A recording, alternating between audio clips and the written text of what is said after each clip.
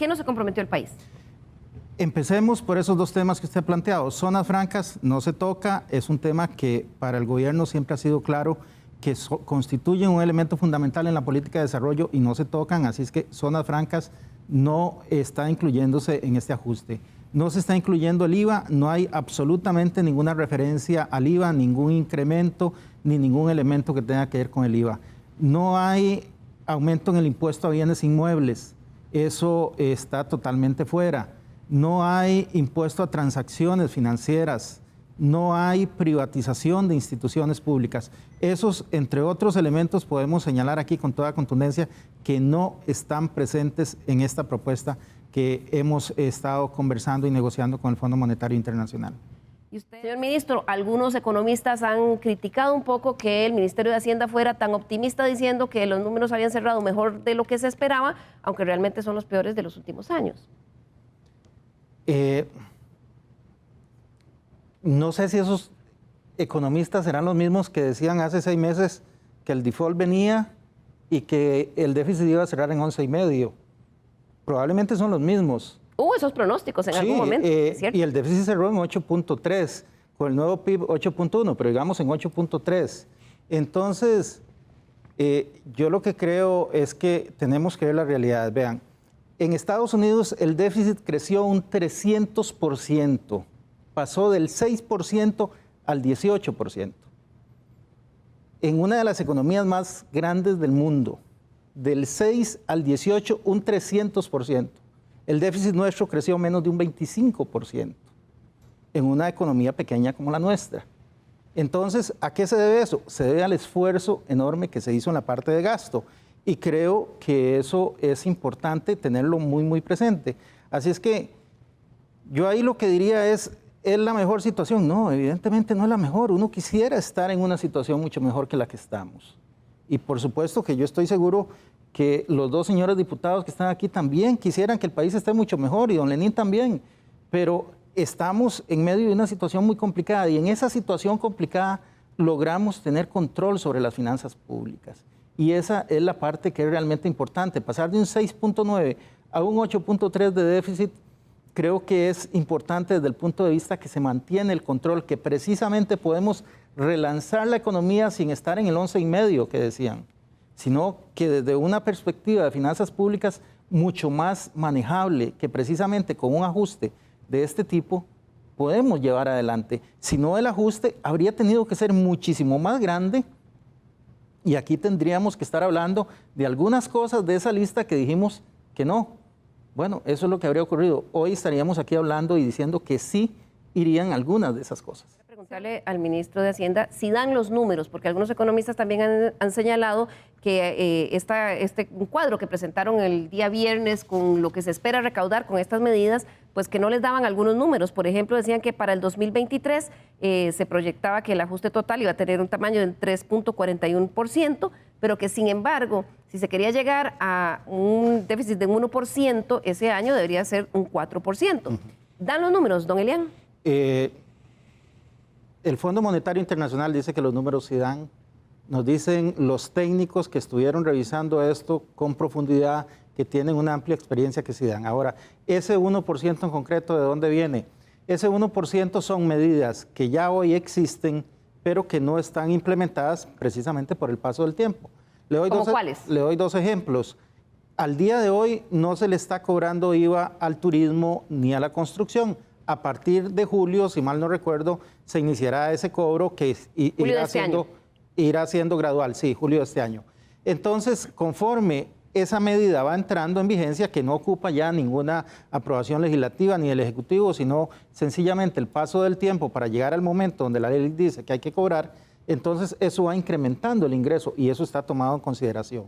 Igualmente con las rentas de capital, donde hay alguna... Pero solo ¿sí? para hacer la puntualización ahí, esos sectores saben que se les va a quitar esa exoneración. Digo, me imagino que... No, sí, claro que lo saben. Están haciendo una proyección de que esa actividad, turismo y construcción, probablemente van a tardar muchísimo más que este año para... Doña Liliana, la ley establece específicamente que ese periodo de exoneración termina en estos meses que le estoy comentando. Entonces, o sea, no están contemplando bajo ninguna circunstancia extender esa exoneración. No, ya se extendió por un año.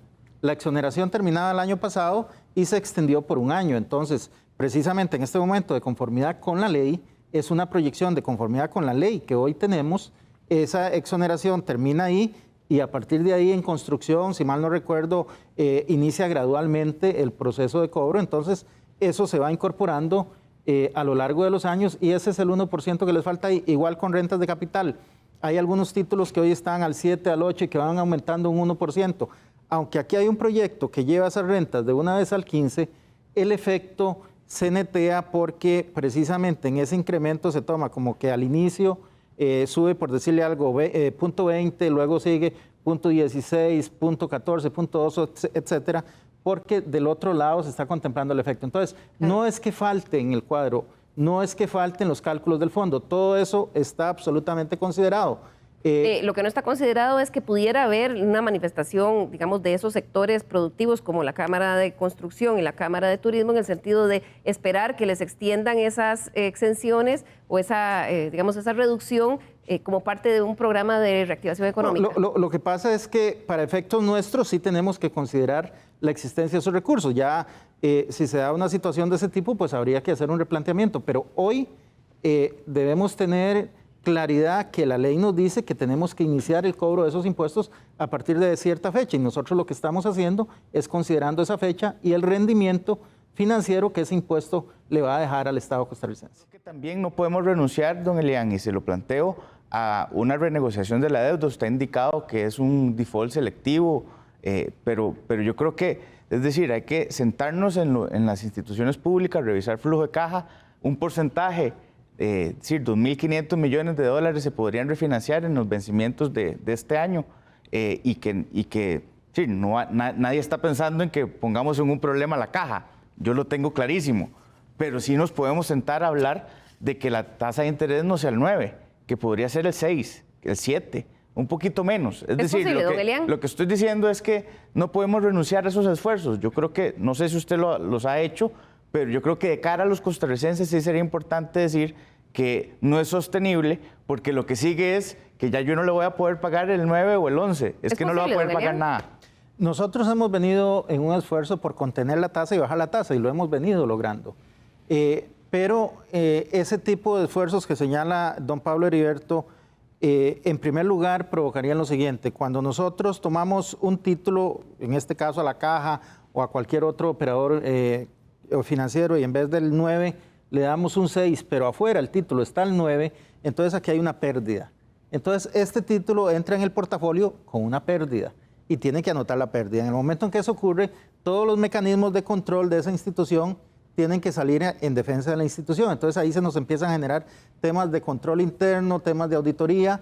Si estamos hablando de instituciones financieras, se nos presentarían temas regulatorios, tendrían evidentemente problemas con las respectivas superintendencias y por supuesto con sus clientes. Digamos, eso jamás podríamos ni siquiera imaginarnos de que lo podríamos hacer como operadores de pensiones. Nosotros en lo que sí creemos es en que precisamente a través de un ejercicio como el que estamos haciendo, tan importante aquí con el fondo, que no es una curita, no, esto es realmente muy importante porque hay un elemento que hay que tomar en consideración. El fondo no es que firma y se va.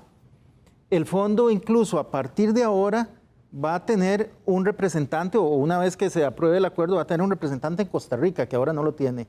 Y ese representante le va a estar dando seguimiento a lo que nosotros nos estamos comprometiendo. Y evaluando el cumplimiento cada 6 meses. Cada 6 meses vienen a evaluar. Entonces, precisamente por eso es que los mercados internacionales les creen cuando dicen, vamos en la senda de la sostenibilidad fiscal. Los mercados internacionales dicen, le creemos al fondo porque son técnicos, son expertos y no dejan solo al país, sino que le dan seguimiento. Y si llega un momento donde no se está cumpliendo, dicen, aquí cortamos. ¿Y por qué pueden cortar? Porque es que el dinero no lo dan todo de una vez, sino que el dinero se va dando en partes. En tractos. Entonces, y también perder el acuerdo con el fondo le restaría credibilidad al país una vez que ya ha alcanzado precisamente la posibilidad de ese acuerdo. Entonces, desde ese punto de vista, lo del fondo es realmente importante, más que por el dinero, por todo lo que representa el fondo, más allá de los 1.750. Ese sello de garantía del que ha hablado don Rodrigo Cubero. Ese sello de garantía, ese marchamo.